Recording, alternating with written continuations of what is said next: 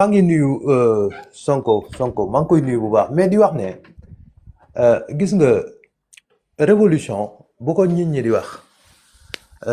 ak tubaab yi pourquoi lii di leen di choqué parce que dirigeant ñemew ko lu tax ñemew ko parce que dafa am histoire ba xew seen dëkk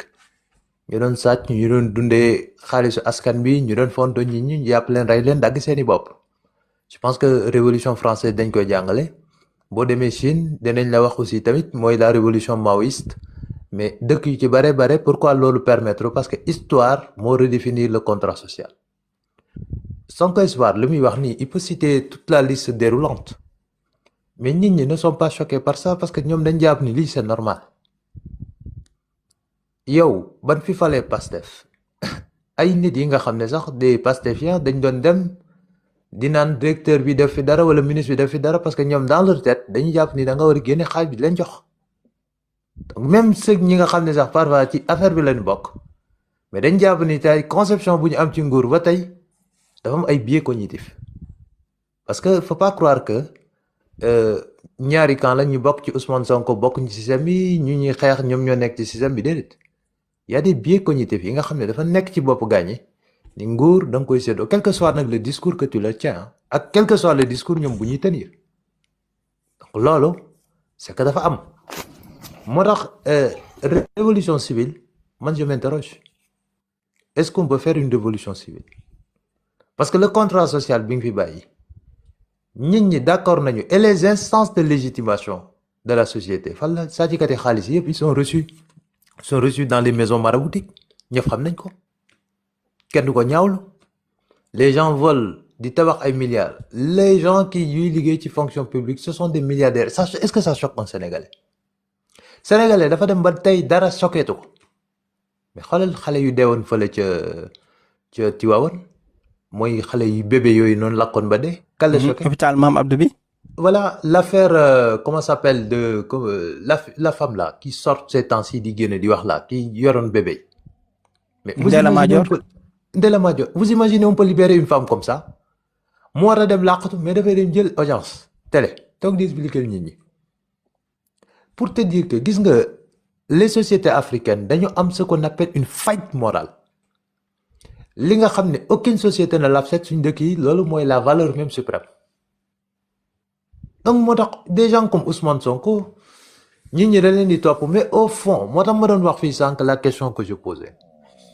parce que dans une lutte il y a deux choses am na ki nga xam ne day xeex parce que système bi bokkalu ko ci mais bu ko ci bokkaloon mu bàyyi wala moom day xeex pour la révolution parce que ñaar yooyu ñu am la question là est-ce que on lutte pour l'intérêt général wala dañuy xeex parce que li fi nekk ci système bi bokkuma ci man mais bu ma ci bokkalee ma noppi donc loolu mooy l'interrogation suprême bi nga xam ne ñi ñi lañu war a mën a poser mais il y a beaucoup yi nga xam ne war na mën a choquer ñi mais les gens ne sont plus choqués ñi ñi dañu Ousmane Sonko bu fi génnoon mais tu t'imagines on parle de dette cachée xaalis bu toll nii ñi ñi war ko fay pendant mais est-ce que ça choque quelqu'un on vient même l'accuser ne ko yow sax pourquoi ngay wax waxu dette cachée amul au lieu ñu nekk ci loolu mais ils sont dans autre chose ça veut dire que yow da ngay wane sax sàcc da ngay gis nit bu sàcc 1000 milliards nga leen waa ji sàcc na nga teg preuve yi yow ñu jàpp la yow ñu ne pourquoi tu le dénonces te dañoo dem ba nekk dans une culture de soumission la soumission mooy lan mooy yow def nañ la jaam di la dóor mais ñu ne la bu révolté wu de parce que boo révolté muy fitna maanaam jaam bi yow ñu ngi lay dóor situation bi nekk ñi ñi war ko wax ni lii du yoon kii mi ngi ci jaam ñi ñi war a wax lool mais ñi war a dénoncer lool ñoom ñooy dénoncer mooy jaam bi nga nekk noonu di révolté wu kon ñoom nangu nañu yow situation bi dafa gën mooy ñu nekk Sénégal quand vous parlez de révolution ñu ne fitna parce que ñoom dañu jàpp ni 64 ans ñu nekk ci modèle bi nit ñi di xiif di sonn di dee ñoom lii maanaam lu normal la. moo tax gis nga mbir mi c'est psychologique dama am benn état bi nga xam ne c'est un état psychologique te nag xamul lu ci gën a grave c'est que du ñu nekk Sénégal da ngay gis sax ñu nekk Europe keroog maa ngi ci benn débat. gars yi dañuy nekk Europe ñoom jéemuñu comprendre Europe demee dañuy xëy rek ne la waaye yow ñit ñi ngi faju fii lu tax Sénégal duñu faju mais la question mooy pourquoi nit ñi duñu détourner xaalis fii dans des pays qui sont très riches et ailleurs ils le détournent c'est la question mais nag kooku tu le verras que même dans la même phrase d'accord na kenn kuy détourner xaalis fële mi ngi koy jàppale donc da ngay gis ni nit ñi problème mu mental la ñu am moo tax révolution foo ko gis lii baaxul on vient on impose par la force moo tax une révolution souvent ñu koy def sax ci dëgg ils viennent par la force parce que ils ont les moyens de contraindre ils ont les moyens de sanctionner moo tax je m'interroge c'est-à-dire que quant à la révolution je m'interroge parce que tey ñi yor les moyens de répression tey boo jëlee sax le pouvoir ñan ñoo yor l'appareil c'est les juges. Vous pensez que c'est en négociant que Ousmane Sonko ñëw na au pouvoir il faut que yow nga nekk président boobu nga ñemee ñi ñi yeew rek dégg benn décret dàq nga 50 juges quand tu n'es pas prêt à faire ça tu n'es pas prêt pour la révolution quand tu n'es pas prêt yow statut fonctionnaire bi nga yeewu gis nga les gens là yi nga xam ne qui sont tapis dans l'ombre parce qu'ils ont passé des concours ñu jàpp foofu c'est ad vitam aeternam nga changer le statut fonctionnariat nga xam ni ñoom pour des questions de performance pour des questions d'éthique mën nga ñëw rek dàq leen ba pare na nga saisir lu ñu yor parce que le rapport de force loolu la ñu wax il y a que la force pour arrêter la force. te may dëgg de. léegi nag rapport de force boobu man moo tax je m'interroge parce que moo tax sànq ma doon expliquer naan c'est bien beau de crier la révolution mais il y a une réalité bi nga xam ni qui est là Ousmane Sonko 2029 c'est bien. Mais dès qu'on arrive naka la ñuy def pour s'accaparer de l'appareil est-ce que ñëpp ñi ànd ak Ousmane Sonko ils sont dans la disposition de la révolution mais on a exercé le pouvoir 2 ans yi mais xam nga ni am na ñu nekkoon foofu sax ay patriotes tey ñu doon wax ni waaw réew mi dañuy xool ku gën a compétent xam la même kulunaay sax ñemew ñu leen bale pour andi des patriotes ñu liggéey ak ñoom parce que patriote da lay contrôler boo fa bëggee def yenn yi mu ne la sëñ bi attention on s'est pas battu pour ça. Mais tu préfères nga am ay nit yi nga xam ne qui te cajolent qui te lavent les pieds parce que ay colonel lañu donc moo tax ma ne il faut s'interroger sur ce que nous appelons la révolution quand nous disons le don de soi pour la patrie lan mooy le don de soi pour la patrie pour la jeunesse est-ce que am na tey ay clés parce que l'affaire c'est que vous arrivez en 2029 avec un pays bi nga xam ne il y a plus de millions de jeunes 2 millions de chômeurs ñii mën nañu def ñii mënuñu def concrètement quelle est la solution concrète bi ngay andi est-ce que tu vas lancer le service civique national au bout de 9 mois nga ne jeunes yi dañuy ñëw il y a un engagement patriotique au bout de 9 mois comme dans tous les pays yi nga xam ne dañuy dem tu fais nga orienter leen vers des secteurs yi nga xam ne moom nga soxla au bout de 9 mois parce qu'il faut donner aussi pour sa patrie au bout de 9 mois de construction et d'effort national après am na benn gratuité par rapport au centre parce que centre yi il faut pas ñu yóbbu ñi pour des gratuités et quand tu prends tey par exemple 200 000 jeunes je sais pas 300 000 jeunes ou 500 000 jeunes boo leen lancer dans des métiers agricoles wala sax nga kii ko ak ñii nga lancer leen ci métier agricole ñii dans la construction ñii dans des cohortes et autres déjà ci service civique boobu dañu am le sens du patriotisme mais aussi tam da nga leen di orienter parce que je sais pas ndax Sénégal ñi fa nekk wala mais gis nga boo génnee à partir de 16h 17h 18h Dakar Thiès Saint-Louis ville yu dem mais ay xale rek ngay gis mais ay horde de xale da ngay gis ay cohortes booy ils sont jeunes fees dell ci mbedd yi te lu ci ëpp bëri nag voilà ñii am nañ formation ñii jànguñu ñii ils savent rien faire mais ci dëkk bi lañ bokk on fait quoi moo tax yooyu laa lay wax ce sont des kii concrètes yi nga xam ne tey war nañ ko mën a xalaat mën ko andi mais surtout encore lu may wax mooy c'est la prise de pouvoir parce que administration boobu mooy tere digitalisation bi am on a parlé ici des passeports xamal nag la mais yéen boo demee di déposer passeport mais pièces yu ñu lay laaj yëpp état bi yor na ko on te demande certificat de nationalité état bi yor na ko on te demande un extrait état bi yor na ko ban pièce lañ lay laaj bu état bi yorul maanaam état bi dafa yor ay pièces ba pare di la ko laaj parce que bu ñu leen nee soxla nañu extrait mais c'est tout bête da ngay dem ci benn mairie pour dem jëli benn extrait mais c'est l'état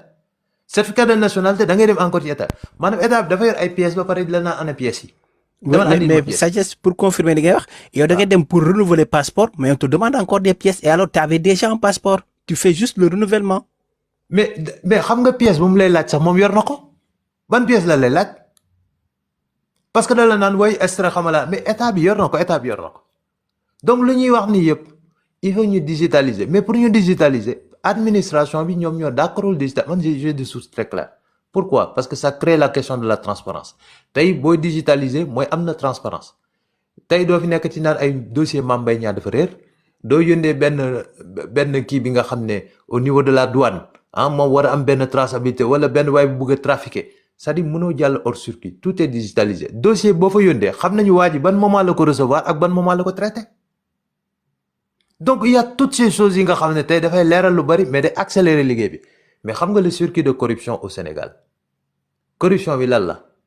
les gens sax dañuy dem avec la peur bleue da ngay jël benn 5000 def sa poche pour que nga teel a jot sa kayit nit ñi dañoo dem ba dëggal seen bopp ni man fii bu ma fa dem pour ma jot ko il faut ma joxe 5000 il faut ma joxe 10 000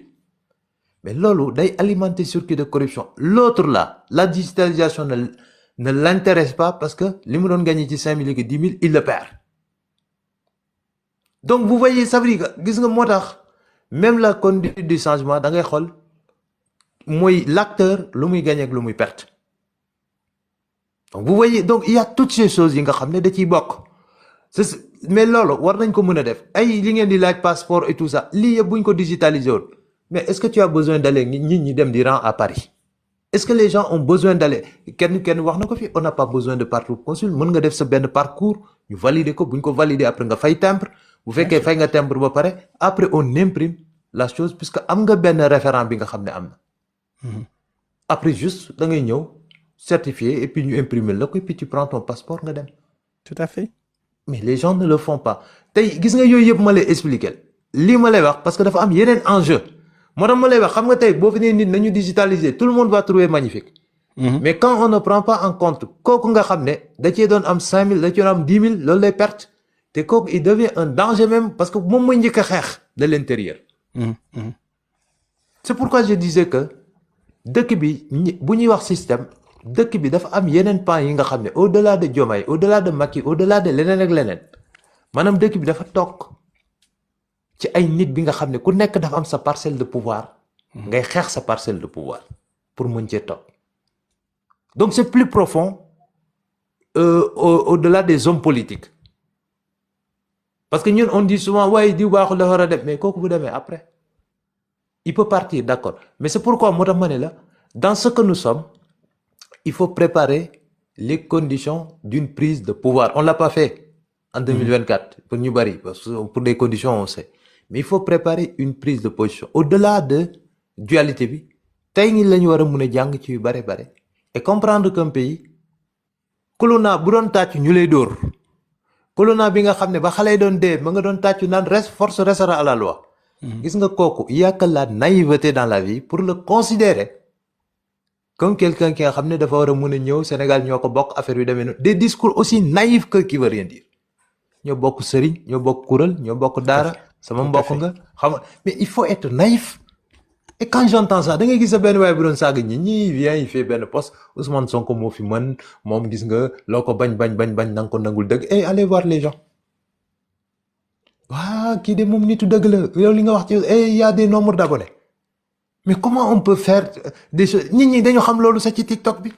si tu veux des abonnés boo doon saaga Ousmane Sonko 2 ans tu viens nga sol sa benn chemise waaw man maa doon wax lii waaye Ousmane Sonko dem naa ba xool yàlla wan ma lii mooy dëgg lii mooy lii mais vous pensez que ces gens-là ñoom non mais ça dit parfois l'approche boobu noonu moom moo ñuy tardel mais man nag gis nga li fi nekk man dama ne li gën mooy de préparer la prise de pouvoir mais sans pour autant être naïf Diomaye Faye mu wax la sur quoi il compte bu tasee assemblée bi pour aller diggante 90 jours yooyu noonu mu tas parti bi loolu moo wax leen quoi. mu tas parti ban. Pastef. mais non il peut pas. non xaaral il peut pas dans les conditions actuelles mais li ma bëggoon di provoquer pour nit ñi xeex Ousmane Sonko nee na def leen ndànk. il continue à avertir. non mais Diomaye nag xanaa wax dëgg yàlla nag comme ni ko professeur waxee moom nag xanaa du continuer nag di gën a ñoqale nag di dem di gën a. gis nga yéegal niveau thermomètre bi. mais xanaa ba bëgg a casser thermomètre benn yoon. Macky Sall ko accueillir dem nuyu Antoine Diome tas parti Pastef moo gën a ndaw ci ñaar yi ma la wax noonu. non man non sagesse de l'esprit attends man pour man. man je parviens bien que neexuma ma baal la parce que nuyu nga Macky nuyu nga Antoine accueillir ngeen que nga tas parti bi nga xam ne yow moo la forger formé la tette la ànd ak yow fësal la feeñal la gunge la xeexal la ba nga toog fi nga toog non mais su fekkee am nga le culot le toupee nga ne da ngay dissoudre parti boobu bon walaay mais takk dans la bagage tête ñi de bi Sénégal Diomaye fayet ak moom jot na. dans la tête de Diomaye xam nga ñun on a des éléments yu ñuy interpréter mais dans la tête de Diomaye parce que man li ma intéressé ci affaire bi mooy nañu dem nekk ci dans la tête de Diomaye. Dans la tête Ok, de Diomaye, c'est ok, la clair. coalition qu'il a élu. Dans la tête de Diomaye, c'est la coalition là qu'il a élu. Tout à fait. C'est pas le tout à fait. PASTEF. C'est sa coalition. moo tax ma lay expliquer ne la moom actuellement provocation yi li ñu bëggoon mooy waa Pastef xeex coow li tàmbali kii fii kële ñu andi ay charge yooyu noonu nga xam ne moom lañ andi woon pour préparer ñoom bu ñu yeggee foofu ñu tas parti bi su ko defee nag ngeen daw dem voilà léegi nag on est dans l'incertitude daw leen boot leen kii boot leen kële boot leen kii boot leen kële pour créer ça veut dire que mu dugal ñu ci benn jafe-jafe parce que ñoom ce qui les hante Ousmane Sonko, tant qu'il est à l'Assemblée nationale, tant qu'on détient la majorité, tant qu'il est président de l'Assemblée, qu'est-ce qui l'empêche de se présenter? L29, L30, raxas nañu mu dindi fële. Lan moo ci des lan? Donc C'est vrai qu'il faut penser le à grand ça. combat, c'est au niveau des législatives. Diomaye moo la gën a xam ne Ousmane Sonko candidat moom muy candidat fii moom moo la gën a xam ni gagnerait. te nag ñoom ca la ñu nekk nii il faut que patriotes yi ñu xam loolu bàyyi ay émotions yooyu ñii ils sont prêts à tout la fin justifie les moyens. ñaaw na ci de. non ñaaw na ci yooyu ñoom gis nga ils sont plus dans la morale. Ah d'accord donc léegi pour ñu tolloo niveau ak ñoom il faut ñu dindi moral teg fële. il faut non calculer li moral ñu appliquer ko ak ñoom. pour mën leen a analyser quoi. mais tout à fait c'est-à-dire que man gis nga les approches passionnelles là dama koy jël teg ko fële. man am na benn waay sax bi nga xam ne te xam nga ñoom nag patriotes yi parfois dañ doy waar. dafa am yi nga xam ne boo ko commencé wax sax ñoom dañuy abonné sa compte di la yéeg di la topp am na benn ndaw si moom dama doon topp carrément mais parce que li ñu bëgg nit ñi nekk gis nga fii il faut être prêt et s'attendre à tout. avec un grand T. gis nga oui il faut s'attendre à tout. nit nag boo demee ci benn combat ci situation yi ñu nekk nii parce que il faut être dans l'esprit de Diomaye. Qu'est-ce qui devait se passer? Parce que ce que les gens imaginent aussi dafa yomb ñoom leur scénario tasal assemblée bi ñu dem on gagne 80% ñu jógee 130 députés 140 députés nañ dem ci législative municipales yi ñu dañuy def benn raz de marée et puis on va continuer jaay suñu carte voici les xew ci bopp tête Pastef def suñu carte 2029 Ousmane Sonko candidat ñu gagné à 75% et puis nga xajal ñu yow ak tous ces traîtres là c'est ça qui se passe dans la tête des gens de Pastef. Oui, mais c'est la normalité entre nous c'est la normale c'est ce qui est normal. waaw mais non ma lay wax mais. dans un pays qu'on dit démocratique frère. waaw d'accord léegi nañu jël non c'est un pays paranormal parce que la non candidature de Ousmane Sonko. mais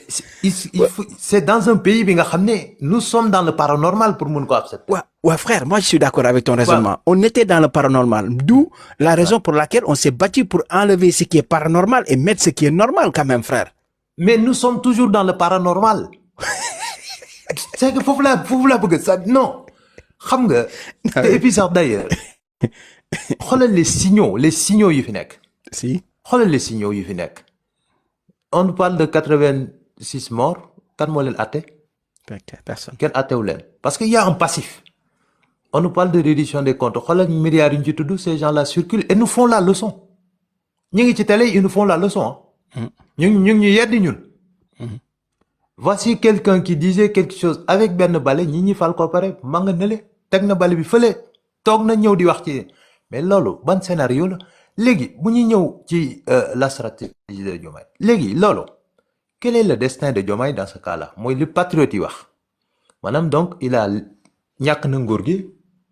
moom léegi xat na ci réew mi yéen a ngi koy romb naan ko traître nga nangam nga di ko waxal lu ñaaw ay nitam aussi ñu ngi leen di waxal lu ñaaw et puis il a quoi il a 44 ans. Il a 2 femmes. Bon, il n'a pas fini encore de consommer tout ça. ses enfants ñeneen ak ñeneen et autres ngeen ne léegi moom dafa war a toog ci dëkk bi ngeen koy wuuroo di ko ñaawal bon dans l'histoire du Sénégal ñaari fait la yor président traître yow yaa waroon Ousmane Sonko waaye président bi nga xam ne benn mandat la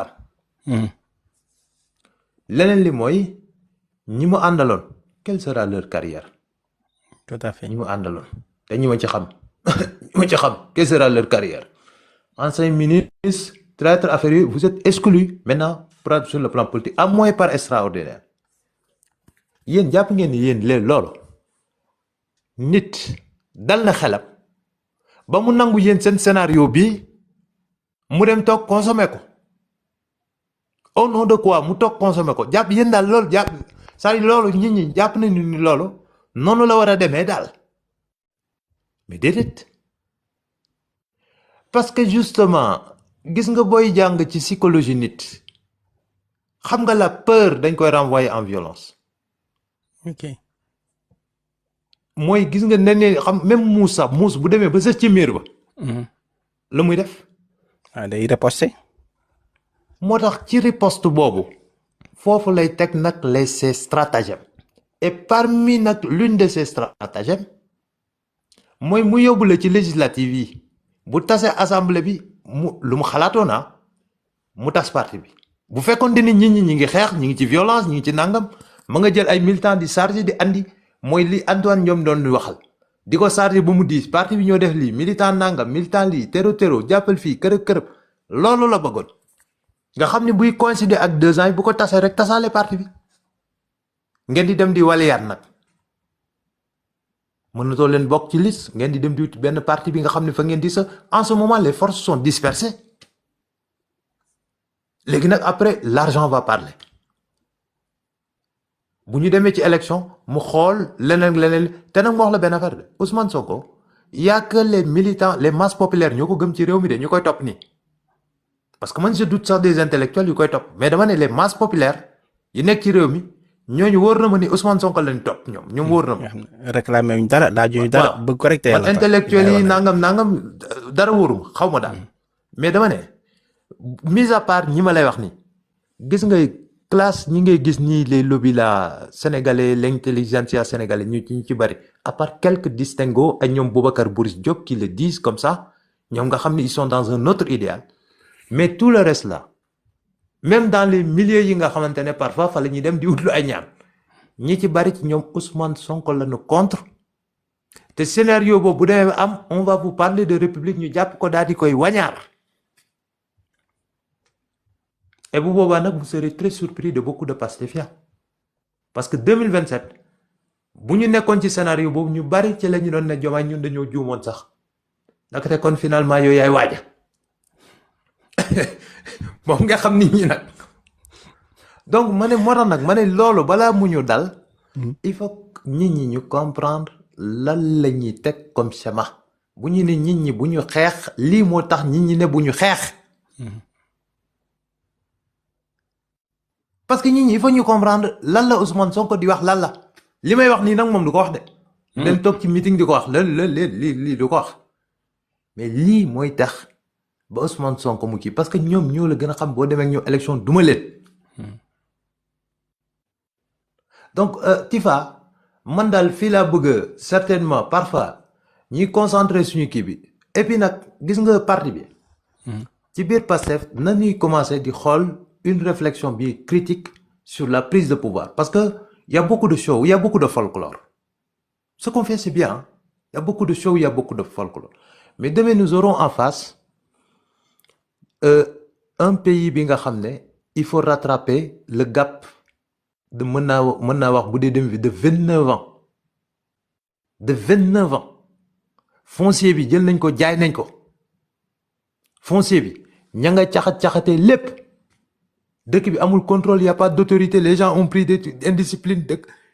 gis nga tout ça le rapport à l'autorité yan jéego la ñuy teg affaire yu demee noonu mais pour wax la ni notre plus grand chantier reste encore le chantier mental moo ñu jural lii yëpp voilà donc foofu laa bëggoon a kii rek jaajëf. Merci Sagis, merci pour cette intervention vraiment de haut niveau comme on le dit au niveau des commentaires Vraiment réflexion bi ça mérite d'être poussé un peu plus parce que comme on n'est plus dans la normalité donc il faut que ñu adapter ou bien même réadapter sunu gis-gis ci méngale ko ak le paranormal bi ñuy dund maanaam xam ne en face ils sont capables du pire donc man mi nga xam ne peut-être nee naa dara mënatuma bett parce que bu demee ba recevoir Antoine Diome ak Macky Sall tout ce qui s'ensuit dara mënatuma bett mais le coup là j'avais pas vu venir que ne waa ji am na fit wala mais c'est vrai que ne voilà parce que luñ naan on ne choisit pas les armes que l'on utilise quand on est sur le point de perdre l'être que l'on aime mais cet être là dama koy utiliser ci poste bi nga xam ne moom la waa ji occupé waaw il va pas choisir les armes qu'il va utiliser parce qu'il est sur le point de perdre postam bi 2029 moo taxit nag tous les moyens dina ko utiliser pour conserver ko mais nag